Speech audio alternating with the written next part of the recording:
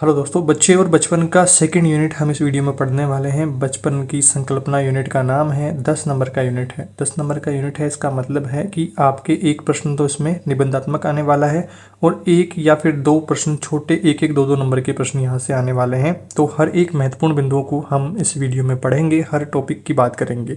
Short सारे notes हम इस वीडियो में डिस्कशन करने वाले हैं। पिछले यूनिट में कुछ कमेंट्स थे। पहला कमेंट ये आया था कि इनके अलावा हमें क्या क्या पढ़ना है। देखिए, इनके अलावा आपको कुछ भी पढ़ने की ज़रूरत नहीं है। मोस्टली जो इस यूनिट में हर एक यूनिट जिसमें हम बात कर रहे हैं नोट्स को लेकर के, उस यूनिट में जिन टॉपिक्स को हाईलाइटेड किया गया है, जिन टॉपिक्स के ऊपर मोस्टली बात करी गई है, जिन टॉपिक्स के आसपास यूनिट पूरा घूमा है, उन्हीं टॉपिक्स को मेंशन किया है। फालतू टॉपिक्स किसी को भी नहीं लिया है। आप जब बुक देखेंगे, बुक में काफ़ी बड़ा सिलेबस है, काफ़ी बड़ा यूनिट है। सिर्फ उनमें से महत्वपूर्ण को यहाँ पर लिया गया है, जो कि एग्जाम में आपके आने वाले होते हैं या पिछले सालों में प्रश्न जिनसे मोस्टली आए हैं, सिर्फ उनको लिया गया है। बाकी अब हम पढ़ते हैं सेकेंड यूनिट को। अब देखिए, सेकेंड यूनिट का नाम है बचपन की संकल्पना, मतलब कि बचपन के बारे में बात हो रही है। पर यहाँ पर दूसरे यूनिट में, फर्स्ट यूनिट में तो आपके बचपन के बारे में बात हुई, क्या क्या चीज़ें हैं उनको लेकर के, और दूसरे यूनिट जो बचपन की संकल्पना है, इसमें बचपन के अधिकारों को लेकर के बात हुई कि बालक के अधिकार क्या हैं और बालकों के लिए विद्यालय के क्या दायित्व हैं, शिक्षक के क्या दायित्व हैं, आपके जो अभिभावक हैं या संरक्षक हैं उनके क्या दायित्व है, और जो बालकों के अधिकार हैं उनको लेकर के मोस्टली बात हुई है। मोस्टली प्रश्न जो पिछले 5-7 सालों में प्रश्न पूछे गए हैं वो इन्हीं टॉपिक से पूछे गए हैं। अधिकारों को लेकर के मोस्टली बात हुई है और दायित्वों को लेकर के, परिवार के दायित्व, आपके अभिभावक के, उनके संरक्षक के, और साथ में शिक्षक के क्या दायित्व हैं बच्चों के प्रति, आपकी विद्यालय के क्या दायित्व है, तो उन सबको लेकर के बात हुई है। आइए उनके बारे में स्टेप टू स्टेप 1 बाय 1 सारे टॉपिक्स को समझते हुए चलते हैं और 10 नंबर इस यूनिट से हासिल करने का पूरा प्रयास करते हैं। पहला बिंदु आता है प्रमुख बाल अधिकारों को लेकर के। कौन कौन से बाल अधिकार हैं उनको लेकर के। बच्चे किसी भी समाज के लिए रीढ़ की हड्डी का काम करते हैं। रीढ़ की हड्डी के समान है कि बच्चा बड़ा होकर के समाज के दायित्वों को समझेगा, समाज का नाम रोशन करेगा। इस तरह से आप समझिए कि समाज जो आगे की पीढ़ियों में बढ़ेगा तो पुराने जो रीति रिवाज उनको अपनाते हुए आगे बढ़ाएगा समाज को। तो बच्चा रीढ़ की हड्डी के समान है समाज की, और उसका सकारात्मक या फिर रचनात्मक बचपन भविष्य में सामाजिक आर्थिक विकास के केंद्र बिंदु बन जाता है। पर यह तभी संभव होएगा जब उसके कुछ बुनियादी अधिकार उसको दिए जाएंगे। अगर उनको दबा करके रखा जाएगा, उनके अधिकारों को उनको नहीं दिया जाएगा, उनको समाज के बारे में ज़्यादा अच्छे से नहीं समझाएंगे, समाज की उन्नति के बारे में नहीं सिखाएंगे, तो फिर बात आगे बनने वाली है नहीं, वो समाज का पतन ही वहाँ पर होएगा। तो कुल मिलाकर की बात यह है कि बच्चों को बुनियादी अधिकार दिए जाने चाहिए, तभी समाज की उन्नति होएगी, समाज के जो अधिकार वगैरह वो सारी चीज़ें होएंगी। तो वहाँ पर देखिए, पहला अधिकार आता है जन्म लेने का अधिकार। बच्चे की माँ के गर्भ में आते ही बच्चे को जन्म लेने का अधिकार यथा समय वहाँ पर हो जाता है। अतः यह सुनिश्चित करना जरूरी है कि माँ की उचित देखभाल करी जाए। बच्चे को जन्म लेने दिया जाना चाहिए अगर बच्चा वहाँ पर है, ताकि बच्चा गर्भ में पूर्ण एवं स्वस्थ रूप से विकसित हो सके और समय पर जन्म ले सके। बच्चे के जन्म को रोकने का प्रयास गर्भस्थ बच्चों के अधिकारों का स्पष्ट उल्लंघन है और इसे कानून में एक अपराध माना जाता है। भारतीय दंड संहिता 312 गर्भपात को एक अपराध मानती है। 313, 314, 315, 316 इनमें ऐसे प्रावधान हैं जिनमें अजन्मे बच्चे की सुरक्षा की बात की गई है। दुर्भाग्यवश अजन्मे बच्चे की रक्षा हेतु बनाए गए कानूनों को गुप्त रूप से उल्लंघन किया जाता है, जो कि गलत है। ऐसा नहीं करना चाहिए और ये कुछ कानून की धाराएं मैंने बता दी है, ये इनके अंतर्गत अपराध माना जाता है। तो ये भी आपको थोड़ा सा ध्यान रखना है। इसके बाद में दूसरा आ जाता है जीवित रहने और संरक्षण पाने का अधिकार। बालक का जन्म लेने के बाद में जीवित रहने और संरक्षण पाने का अधिकार है। माँ के गर्भ से दुनिया में अवतरित होने के पश्चात, जन्म लेने के पश्चात बच्चे का विकास और वृद्धि के लिए सभी प्रकार के संरक्षण का अधिकार उसको चाहिए। सभी राज्यों को बच्चों की उत्तरजीविता के लिए किए जाने वाले उपायों व प्रयासों को प्राथमिकता प्रदान करना चाहिए, ताकि बच्चे की उत्तरजीविता और संरक्षण के अधिकारों की रक्षा की जा सके। तो ये कुछ बातें आपको यहाँ पर ध्यान रखनी है। इसके बाद में तीसरा अधिकार आता है शिक्षा का अधिकार। बालक ने जन्म ले लिया, उसके बाद में उसका रहन सहन, उसका संरक्षण हो गया, फिर शिक्षा करने जब बच्चा जाएगा तो उसको शिक्षा का अधिकार रहेगा। पैसे के चक्कर में उसकी शिक्षा नहीं रुक सकती है। निःशुल्क वगैरह के बारे में आप जानते ही हैं। प्रत्येक बच्चे को शिक्षा का अधिकार है।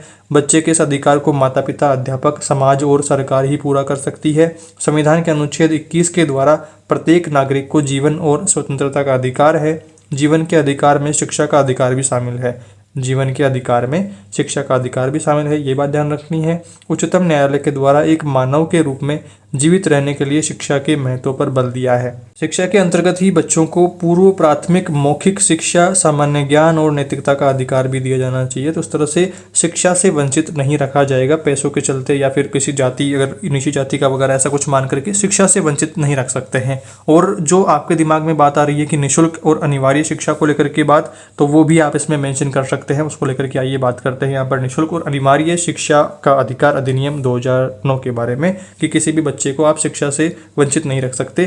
तो शिक्षा के महत्व को दृष्टिगत रखते हुए राज्य के नीति निर्देशक तत्वों में संविधान के अनुच्छेद 45 में 14 वर्ष की आयु के बच्चों को निःशुल्क एवं अनिवार्य प्राथमिक शिक्षा की व्यवस्था करने के निर्देश दिए हैं। इसी क्रम में संसद के द्वारा 1 दिसंबर 2002 को 14 वर्ष के बच्चों को निःशुल्क एवं अनिवार्य शिक्षा के अधिकार को मूल अधिकार बनाने व इन बच्चों हेतु निःशुल्क शिक्षा के अवसर मुहैया कराने प्राप्त करवाने को लेकर के माता पिता अभिभावक का मूल कर्तव्य बनाने हेतु 86वां संविधान संशोधन अधिनियम 2002 पारित किया गया 1 दिसंबर 2002 को। ये बातें आपको यहाँ पर ध्यान रखनी है। निःशुल्क व अनिवार्य बाल शिक्षा अधिकार अधिनियम राज्यसभा द्वारा 20 जुलाई 2009 को, लोकसभा द्वारा 4 अगस्त 2009 को पारित किया गया। यह अधिनियम 1 अप्रैल 2010 से संपूर्ण देश में लागू हो गया। थोड़ा सा डिफिकल्ट है डेट्स को याद रखना, पर कोशिश करिएगा। पहली बात तो आपको ये ध्यान रखनी है कि 1 दिसंबर 2002 को निःशुल्क व अनिवार्य शिक्षा के अधिकार अधिनियम को मूल अधिकार बनाने के प्रयास वगैरह वो हुए, और 86वें संविधान संशोधन अधिनियम में इसको पारित किया गया। निःशुल्क व अनिवार्य शिक्षा का अधिकार अधिनियम राज्यसभा द्वारा 20 जुलाई 2009 को, लोकसभा के द्वारा 4 अगस्त 2009 को, और यह अधिनियम 1 अप्रैल 2010 को पूरे देश में लागू हो गया। पूरे देश में लागू होने को लेकर के देखिए, इस तरह के प्रश्न जो है 1 नंबर का प्रश्न आ जाता है तो थोड़ा सा डिफिकल्ट वहाँ पर हो जाता है मामला। बाकी ऐसे आप जब बड़ा प्रश्न आएगा तो उसमें ऐसी कोई डेट अगर मेंशन नहीं करते हैं तब भी कोई दिक्कत नहीं है। पर 1 नंबर वाला प्रश्न आ गया, 4 ऑप्शन में डेट्स आ गई, तो वहाँ पर थोड़ा कन्फ्यूजन रहेगा। तो वहाँ के लिए आपको ध्यान रखना है कि राज्यसभा में 20 जुलाई 2009 को, और लोकसभा में 4 अगस्त 2009 को, और पूरे देश में, संपूर्ण देश में 1 अप्रैल 2010 को ये लागू हुआ। और इसी के साथ में भारत शिक्षा को बच्चों का मौलिक अधिकार घोषित करने वाला विश्व का 135वां देश बन गया। 135 से पहले देश 135वें नंबर पर भारत ने मौलिक अधिकार घोषित किया शिक्षा को। RTE 2009 के प्रमुख जो प्रावधान हैं उनके बारे में भी आपको जानकारी रखनी है।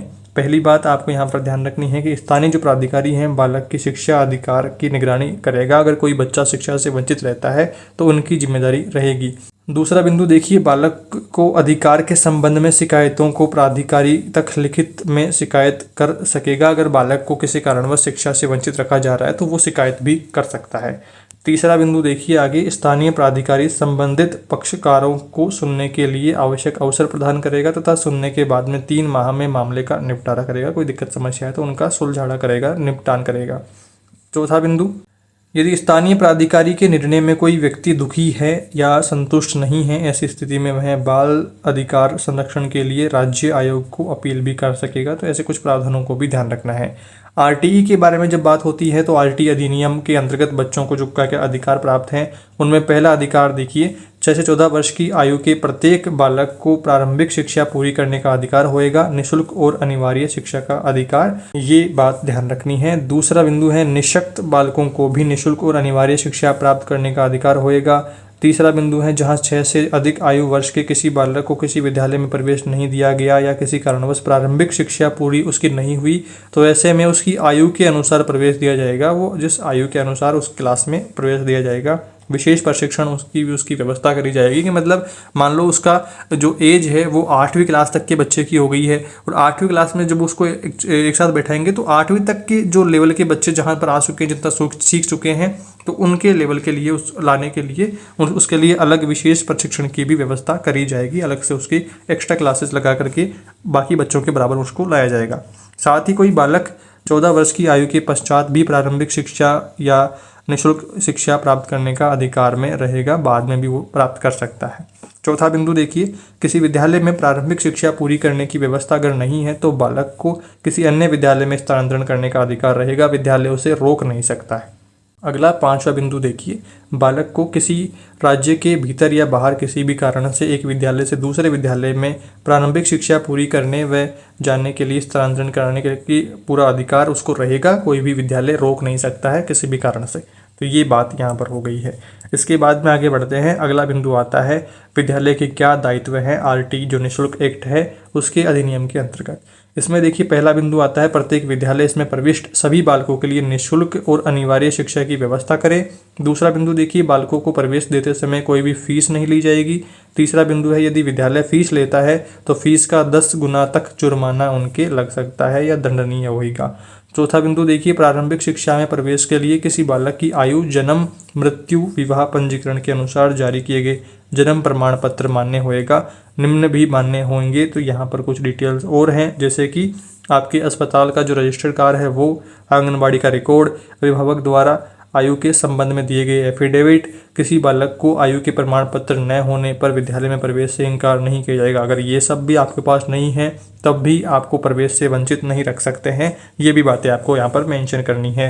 इसके बाद में 5वां बिंदु देखिए शैक्षिक वर्ष जो सत्र जब प्रारंभ होता है तो प्रवेश दिया जाएगा उस दौरान, और अवधि समाप्त होने पर भी प्रवेश से रोका नहीं जाएगा। किसी कारणवश अगर बच्चा जो प्रारंभिक शिक्षा जिस बच्चे को लेनी है वो लेट हो जाता है, उसे विद्यालय में प्रवेश की डेट्स का पता नहीं रहता है, वो लेट आता है, तब भी उसको प्रवेश से नहीं रोक सकते हैं। ये भी बात आपको मेंशन करनी है। छठा बिंदु देखिए किसी विद्यालय में प्रविष्ट बालक को किसी कक्षा में रोका नहीं जाएगा, आप उसको फेल नहीं कर सकते। विद्यालय में प्रारंभिक जो प्राथमिक शिक्षा है वो पूरी किए जाने तक उसको निष्कासित भी नहीं कर सकते हैं। अगर आपको विद्यालय की बात यहाँ पर हो रही है, अगर विद्यालय को बच्चे से प्रॉब्लम होती है तब भी उसको निष्कासित नहीं कर सकते हैं प्राथमिक शिक्षा पूरी किए बिना, और आप उसको क्लास में फेल भी नहीं कर सकते हैं प्राथमिक शिक्षा के दौरान।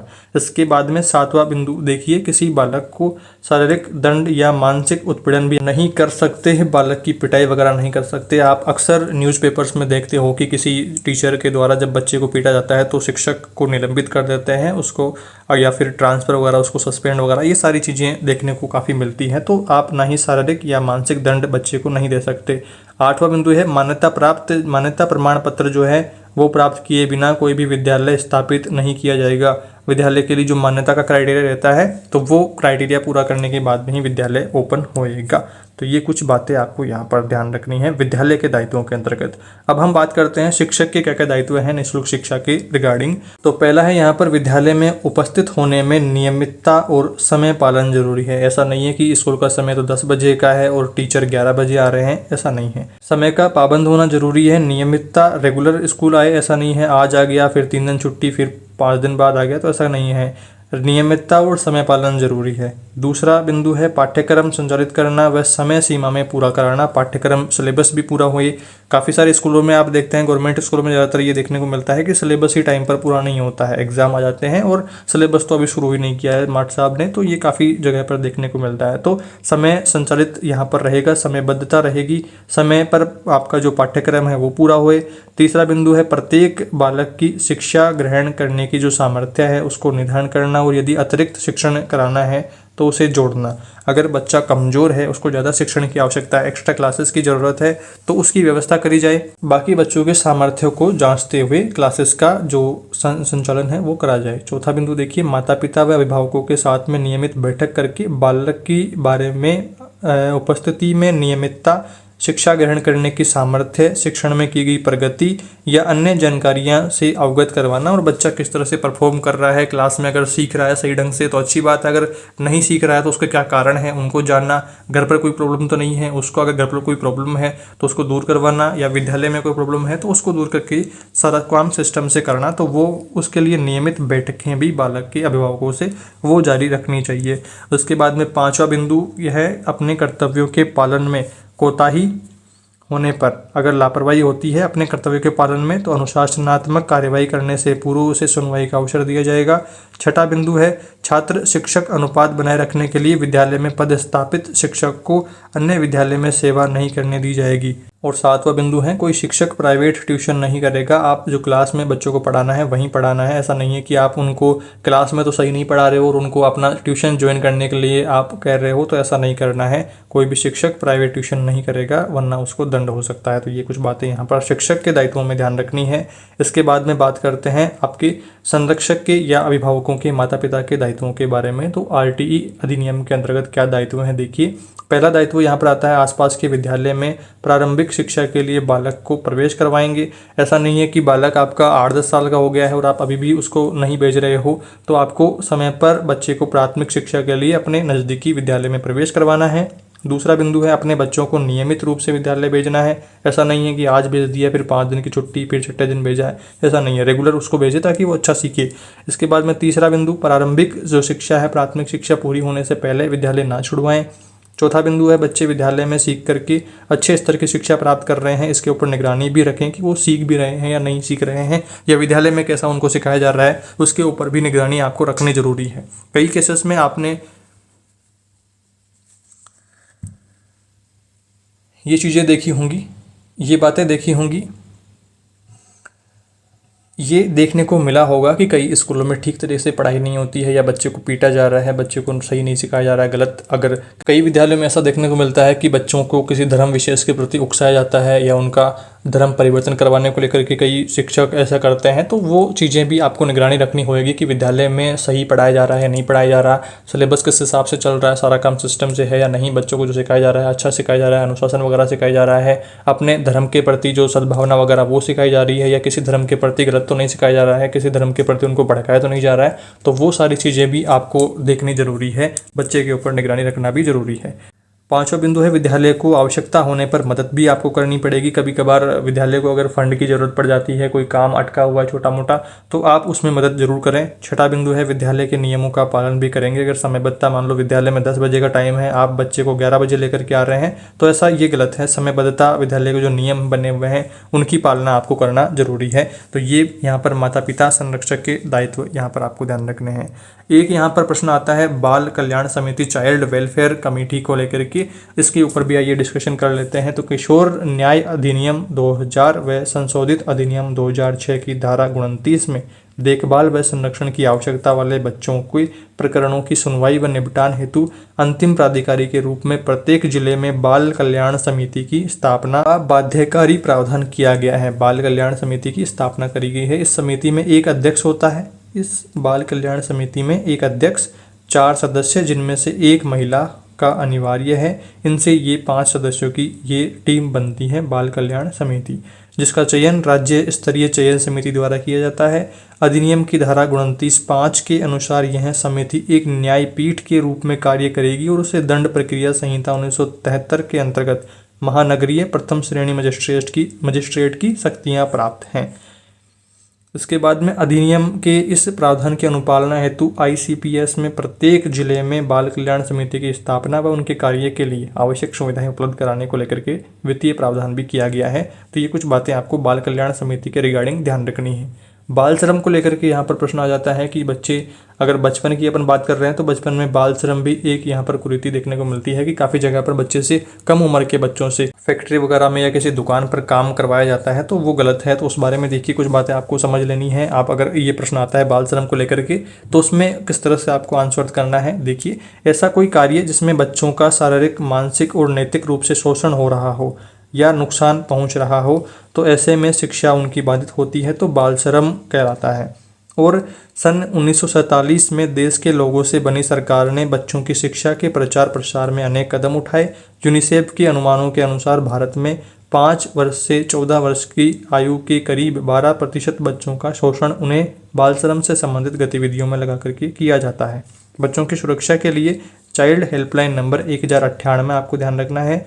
चाइल्ड हेल्पलाइन नंबर है 1098, ये संचालित है, जिसमें केंद्र द्वारा मुसीबत में फंसे बच्चों की मदद की जाती है। राज्य में 4 जगह चाइल्ड हेल्पलाइन संचालित है, जयपुर, उदयपुर, कोटा, अलवर, ये ध्यान रखना है। राजस्थान में 4 जगह पर चाइल्ड हेल्पलाइन संचालित है, जयपुर, उदयपुर, कोटा, अलवर, और इसके जो टोल फ्री नंबर है चाइल्ड हेल्पलाइन नंबर वो है 1098। ये कुछ बातें यहाँ पर ध्यान रखनी है। इसके बाद में बात करते हैं एक प्रश्न को लेकर कि बाल संरक्षण बच्चों की प्राथमिक शिक्षा की निरंतरता को कैसे बढ़ावा देता है। बाल संरक्षण के विभिन्न प्रावधान यह सुनिश्चित करते हैं कि 6 से 14 वर्ष के आयु वर्ग के सभी बच्चों का उनके पड़ोस के विद्यालय में दाखिला किया जाए। उनके जो सबसे नज़दीक वाला विद्यालय है उसमें दाखिला हुए। उनकी आपने ये देखा होगा कि प्राइवेट स्कूलों में भी 25% जो सीटें हैं वो आरटीई के अंतर्गत आती है, उनमें भी निःशुल्क बच्चों को पढ़ाया जाता है। तो वो भी यहाँ पर कारगर सिद्ध हो रहा है, एक अच्छा काम है। जिसमें अगर आपके आसपास कोई गवर्नमेंट स्कूल नहीं है तो फिर आप प्राइवेट स्कूल में भी फ्री एजुकेशन वहाँ पर बच्चे को दिलवा सकते हो। तो उनकी शिक्षा हेतु सभी अवसर उनको प्रदान किए जाएँ, उनके साथ में किसी प्रकार का भेदभाव ना हो, उन्हें किसी भी प्रकार से दंड ना दिए जाए। सभी उपाय बच्चों के विद्यालयी अनुभव को सुखद बनाते हैं और प्राथमिक शिक्षा में उनकी निरंतरता को बढ़ावा देते हैं। तो यहाँ पर इस प्रश्न में ये बात ध्यान रखनी। इसके बाद में दत्तक और ग्रहण कार्यक्रम, ये भी आपके 1 नंबर का प्रश्न 1-2 बार आया हुआ है। दत्तक ग्रहण कार्यक्रम क्या होता है? दत्तक ग्रहण एक ऐसी प्रक्रिया है जिसके माध्यम से वास्तविक जो माता पिता है उनसे स्थायी रूप से अलग हो चुका बच्चा, वास्तविक जो माता पिता से अलग स्थायी रूप से अलग होना और फिर अलग होने के बाद में नए माता पिता के पास में जाकर के उनकी वैध संतान बन जाना दत्तक ग्रहण कार्यक्रम कहलाता है। दत्तक ग्रहण कार्यक्रम आपने समझा कि स्थायी जो माता पिता हैं जिनसे पैदा हुआ बच्चा, उनसे अलग होकर के, स्थायी रूप से अलग होकर के फिर नए माता पिता का एक वैध संतान बन जाना, ये दत्तक ग्रहण कार्यक्रम कहलाता है। 1 नंबर का प्रश्न कई बार आया हुआ है, तो इसको भी आपको ध्यान रखना है।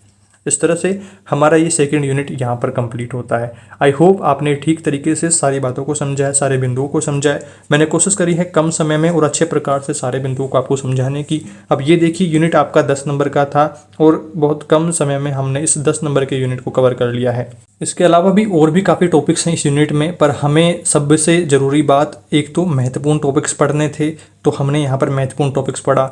दूसरा, उन टॉपिक्स को ही पढ़ना था ज़्यादातर पूछे जाने के चांसेस हैं। पीछे के 5-7 सालों में आप देखेंगे तो इस सेकेंड यूनिट में इन्हीं टॉपिक्स से ज़्यादातर प्रश्न आए हैं, तो उनको हमने यहाँ पर मेंशन कर दिया है। तीसरी बात, काफ़ी सारे स्टूडेंट पीडीएफ के लिए कह रहे थे कि आप पीडीएफ फ्री में प्रोवाइड करवा दीजिए, आपका इतना बड़ा चैनल हो गया है तो आप मैनेज कर सकते हैं। पहली बात तो देखिए, नोट्स की जो पीडीएफ है उसके लिए बहुत कम आपसे चार्जेस लिए जा रहे हैं, नाम मात्र के शुल्क हैं, तो कोई दिक्कत समस्या आपको होनी नहीं चाहिए। और फिर भी आपको देखिए अंदर की बात यह है कि जो एजुकेशन वीडियोज़ होते हैं यूट्यूब पे, उनकी कोई खास रेवेन्यू मॉडल उनका रहता नहीं है। आप अगर कोई डाउट रहता है तो रेवेन्यू मॉडल, काफ़ी सारे ऐसे स्टूडेंट हैं जो एजुकेशन चैनल चलाना चाहते हैं, तो उनसे मेरी बातचीत होती रहती है टेलीग्राम इंस्टाग्राम पे, तो उनको मैं दिखाता हूँ कि रेवेन्यू मॉडल एजुकेशन जो वीडियोस होते हैं उन पे काफ़ी डाउन रहता है। 4000 से 5000 व्यूज लगभग पे $1 लगभग बन पाता है अगर रेवेन्यू की अगर बात करें, तो उसमें काफ़ी दिक्कतें रहती है। तो इतने सारे नोट्स को मैनेज करना, लिखना, रिसर्च करना, पीडीएफ में कन्वर्ट करना और उनके एक जगह पर ठीक मैनेज रखना और फिर जैसे डिमांड पड़े वैसे भेजना, तो वो उनमें काफ़ी सारे प्रोसेस, काफ़ी सारा टाइम, काफ़ी सारे एफर्ट्स लगते हैं। तो उसके लिए ये प्राइस रखी गई है ताकि सारा कुछ मैनेज हो सके, सारी एक साइकिल ठीक तरीके से मैनेज हो सके। आप ये देखिए कि अगर नोट्स, पीडीएफ सब कुछ अगर फ्री प्रोवाइड रहेगा तो वीडियोस की जो रैंक है वो डाउन रहेगी, वीडियोस के व्यूज़ डाउन रहेंगे, तो उनसे वो सारे खर्चे नहीं निकल पाएंगे, वो सारे एफर्ट्स जो लगाए जा रहे हैं पीडीएफ को क्रिएट करने में, तो वो सारा कुछ नहीं हो पाएगा। इसको थोड़ा सा आपको समझना पड़ेगा। तो आप जिनको पीडीएफ चाहिए तो वो पीडीएफ ले सकते हैं मेरे पास टेलीग्राम पर मैसेज करके, और एक जल्द ही मैं एक व्हाट्सअप नंबर आपको प्रोवाइड करवा दूंगा, तो आप और भी आसानी से ले पाएंगे। काफ़ी सारे ऐसे स्टूडेंट हैं जो टेलीग्राम यूज नहीं करते हैं, तो आप व्हाट्सअप से भी मेरे से कॉन्टैक्ट कर पाएंगे, तो वो नंबर आपको प्रोवाइड जल्दी ही मैं करवा देने वाला हूँ। बाकी जिनके टेलीग्राम अगर आप यूज करते हैं तो अपना टेलीग्राम चैनल भी ज्वाइन कर लेना है, साथ में उधर से आप मेरे पास कॉन्टैक्ट करके अपना पीडीएफ प्राप्त कर सकते हैं। बाकी जिनको पीडीएफ से नहीं पढ़ना है उनके लिए चैनल पर रेगुलर सारे वीडियोज आ रहे हैं, हर एक पेपर के हर एक चैप्टर के बारे में अपन बात करने वाले हैं, तो कोई दिक्कत समस्या आपको होने वाली है नहीं। पीडीएफ क्वालिटी, बाकी सारी चीज़ें इंपॉर्टेंट, कितने टॉपिक्स हम कवर करवा रहे हैं, कैसे क्या सारी चीज़ें समझा रहे हैं, उनको आप वीडियोस में देख ही रहे हैं। जिनको पीडीएफ लेने की आवश्यकता पड़ रही है तो वो पीडीएफ ले सकते हैं, बाकी अपन वीडियोस देख करके अपनी तैयारी करिएगा। इस वीडियो में दोस्तों इतना ही। आई होप आपके सारे डाउट्स ठीक तरीके से दूर हुए हैं। फिर भी कोई डाउट समस्या आपके रहते हैं तो कमेंट करिएगा, नेक्स्ट वीडियो में उस पर बात करने की पूरी कोशिश रहेगी। इस वीडियो में दोस्तों इतना ही। बाकी जो इस बच्चे और बचपन पेपर के यूनिट्स हैं उनको आप प्लेलिस्ट में जाकर के चेकआउट करिएगा, जहाँ से आप आसानी से 1 by 1 सारे यूनिट्स को देख करके अपनी तैयारी बेटर कर पाएंगे। इस वीडियो में इतना ही दोस्तों। वीडियो को लाइक जरूर करें, अपने दोस्तों के साथ में शेयर करें। चैनल पर नए हैं तो सब्सक्राइब कर लें BSTC BHUD अपडेट्स के लिए। Thank you for watching this video.